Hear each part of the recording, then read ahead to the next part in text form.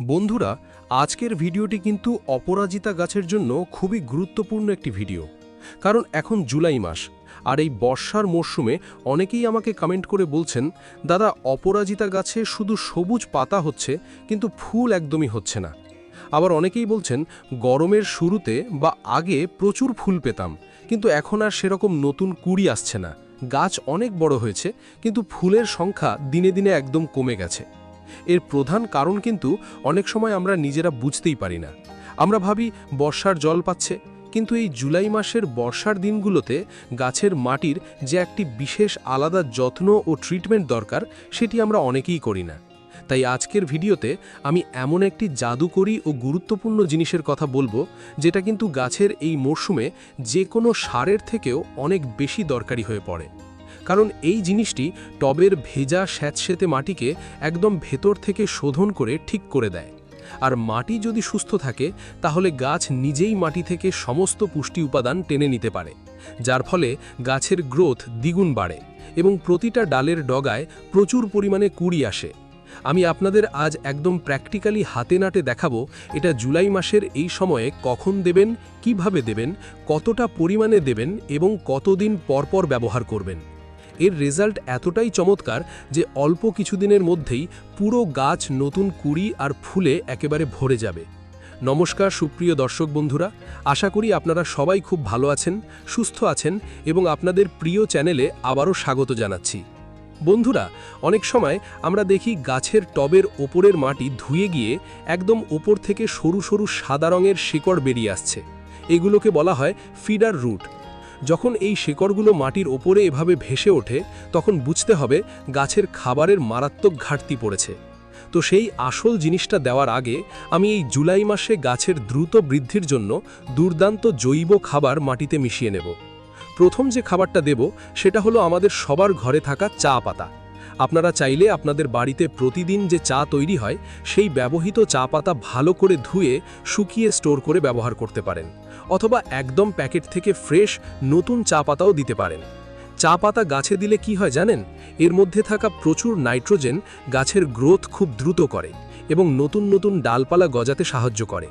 আর অপরাজিতা গাছ যত ছাড়বেন, যত নতুন ডালপালা বেরোবে, ঠিক তত বেশি কুঁড়ি আসবে। তো আমি এখানে টবের সাইজ অনুযায়ী প্রায় 1 মুঠো পরিমাণ ব্যবহৃত চা পাতা নিয়ে গাছের মাটির ওপর চারপাশ দিয়ে খুব ভালো করে ছড়িয়ে দিলাম। টবের মাটি যদি ভিজে থাকে তাহলেও কিন্তু আপনারা এটি প্রয়োগ করতে পারবেন। মাসে অন্তত একবার আমাদের টবের মাটিতে চা পাতা প্রয়োগ করা অত্যন্ত জরুরি। আর এই চা পাতা কিন্তু টবের মাটিকে অ্যাসিডিক করতেও সাহায্য করে, যা অপরাজিতা গাছ খুবই পছন্দ করে। আর এই বর্ষার মরশুমে যদি আপনাদের গাছ একদমই বৃদ্ধি হচ্ছে না, তাহলে এর সাথে অল্প পরিমাণে ভার্মি কম্পোস্ট গাছে প্রয়োগ করতে পারেন। এখন আমি আপনাদের সেই আসল জিনিসটা দেব, যেটা আজকের ভিডিওর সবচেয়ে মেইন টপিক। এই জিনিসটা কিন্তু সাধারণত কোনো সার বা খাবার নয়, এটা গাছের মাটির স্বাস্থ্য ও পিএইচ লেভেল ঠিক রাখার জন্য একটা দুর্দান্ত জিনিস। আর সেই অতি পরিচিত জিনিসটা হলো ফিটকিরি বা অ্যালাম। হ্যাঁ বন্ধুরা, খুব সাধারণ এবং সস্তা একটি জিনিস। যে কোনো মুদিখানার দোকানে বা দশকর্মার দোকানে আপনারা সামান্য কয়েক টাকায় খুব সহজেই এটা পেয়ে যাবেন। ফিটকিরি গাছের মাটিকে একটু ক্ষারীয় ভাব থেকে অ্যাসিডিক বা অম্লীয় করে তোলে। আর আপনারা অনেকেই হয়তো জানেন না যে অপরাজিতা গাছ সাধারণত একটু অ্যাসিডিক মাটিতেই সবচেয়ে বেশি ফুল ফুটিয়ে থাকে। কিন্তু এই জুলাই মাসে একটানা বর্ষার জল পাওয়ার কারণে, অথবা আমরা টবে বারবার রাসায়নিক সার দেওয়ার ফলে মাটি ধীরে ধীরে তার অম্লতা হারিয়ে ক্ষারীয় হয়ে যায়। আবার অসময়ের বৃষ্টির জল জমেও মাটির উর্বরতার ভারসাম্য নষ্ট হয়। তখন গাছের গোড়ায় প্রচুর খাবার পড়ে থাকলেও মাটি নষ্ট হয়ে যাওয়ার কারণে গাছ সেগুলো শেকড় দিয়ে ঠিকমতো নিতে পারে না। তো এই ফিটকিরি গাছে কিভাবে দেবেন তার সঠিক নিয়মটা এবার খুব ভালো করে মন দিয়ে দেখে নিন। প্রথমে একটি ছোট ফিটকিরির টুকরো নিয়ে কোনো কিছু দিয়ে ভালো করে গুঁড়ো করে একদম পাউডার বানিয়ে নিন। এরপর এটি আপনারা দুটি পদ্ধতিতে গাছে ব্যবহার করতে পারেন। প্রথম পদ্ধতি হলো সরাসরি শুকনো মাটিতে দেওয়া। আপনারা চাইলে অল্প করে 1 চিমটি মতো ফিটকিরি গুঁড়ো টবের মাটির চারপাশে ছড়িয়ে দিতে পারেন। এটা তখন করবেন যখন আপনাদের টবের মাটি একদম ভিজে থাকছে। কিন্তু বর্ষার মরশুমে আমি আজকে আপনাদের দ্বিতীয় এবং সবচেয়ে কার্যকরী পদ্ধতিটা করে দেখাবো। এর জন্য 1 লিটার পরিষ্কার জলের মধ্যে মাত্র হাফ চা চামচ ফিটকিরি গুঁড়ো খুব ভালো করে মিশিয়ে নেব। চামচ দিয়ে জলটা ভালো করে নেড়ে নেবেন যাতে ফিটকিরির দানাগুলো সম্পূর্ণ গলে জলের সাথে মিশে একাকার হয়ে যায়। আর যদি আপনাদের কাছে ফিটকিরির বড় টুকরো হয় আর যদি আপনারা গুঁড়ো করতে না পারেন তাহলে সেই টুকরোটিকে 1 ঘন্টার জন্য জলে ভিজিয়ে রাখবেন। এর পাশাপাশি আপনারা এতে আরেকটি উপাদান ব্যবহার করতে পারেন। এটা তারাই করবেন যাদের টবের মাটিতে প্রচুর পরিমাণে পিঁপড়ে, শামুক, কেন্ন এসবের আক্রমণ হচ্ছে। এটি হচ্ছে কর্পূর। একটি কর্পূর ভালো করে গুঁড়ো করে এই 1 লিটার জলে দিয়ে ভিজিয়ে রাখুন। এবার এই 1 লিটার লিকুইড মিশ্রণটি আপনাদের 4 থেকে 5টি আলাদা আলাদা টবের গাছে ভাগ করে ব্যবহার করতে হবে। অর্থাৎ একটি টবের গাছের জন্য প্রায় 100 থেকে 150 মিলিলিটার মতো জল দিলেই যথেষ্ট। এর বেশি পরিমাণে দিলে কিন্তু উপকারের চেয়ে অপকার বেশি হবে, গাছের শেকড় জলে যেতে পারে। তাই সবসময় পরিমাপ ঠিক রেখে অল্প অল্প করে দেবেন। তো আমি এখন আমার এই গাছের গোড়ায় প্রায় 100 মিলিলিটার মতো জল চারপাশ দিয়ে দিলাম। এই একই নিয়মে আপনারা অপরাজিতা গাছের পাশাপাশি আপনাদের বাগানের জবা, গোলাপ, বেলি, গন্ধরাজ ও টগর গাছগুলোতেও চোখ বন্ধ করে ব্যবহার করতে পারেন। আর এই জুলাই মাসে অপরাজিতা গাছের জন্য আরেকটি অত্যন্ত গুরুত্বপূর্ণ সিক্রেট টিপস আপনাদের দিয়ে রাখি। অপরাজিতা গাছে ফুল ফোটার পর যদি আপনারা ফুলগুলো না তোলেন তবে খুব দ্রুত সেখানে সবুজ রঙের মটরশুঁটির মতো বীজ তৈরি হতে শুরু করে। এই বীজগুলো কিন্তু গাছে একদমই বড় হতে দেবেন না।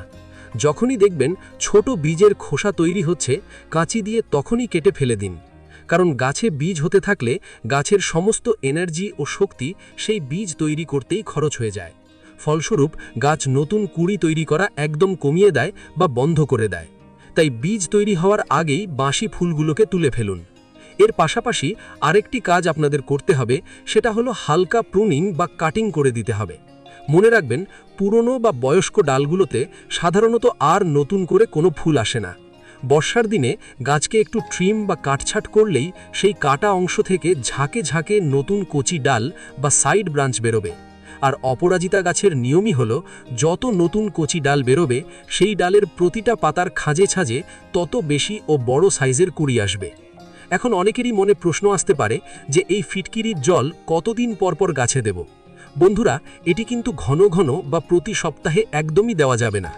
বর্ষার এই মরশুমে অন্তত মাসে একবার দিলেই টবের জন্য যথেষ্ট। এতে মাটির টেক্সচার খুব ভালো থাকবে, মাটির ক্ষতিকারক ফাঙ্গাস দূর হবে, গাছ একদম সুস্থ থাকবে এবং মাটিতে থাকা সমস্ত পুষ্টি উপাদানগুলো গাছ খুব সহজে গ্রহণ করতে পারবে। আর যদি কোনো কারণে আপনাদের হাতের কাছে বা আশেপাশে ফিটকিরি না পান, তাহলে এর বিকল্প হিসেবে আরেকটি সহজ জিনিস ব্যবহার করতে পারেন।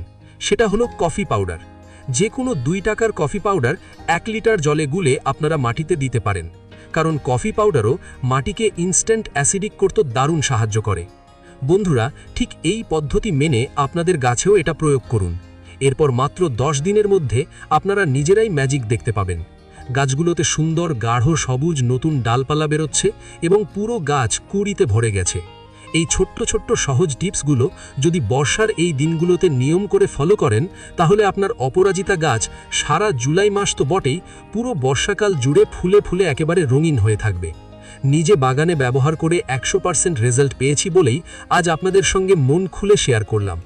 আজকের এই তথ্যবহুল ভিডিওটি যদি আপনাদের একটুও ভালো লেগে থাকে, তাহলে অবশ্যই একটি লাইক করে দেবেন এবং আপনার বাগানপ্রেমী বন্ধুদের সঙ্গে অনেক অনেক শেয়ার করবেন, যাতে তারাও এই দারুণ টিপসটা জেনে নিজেদের গাছের যত্ন নিতে পারে।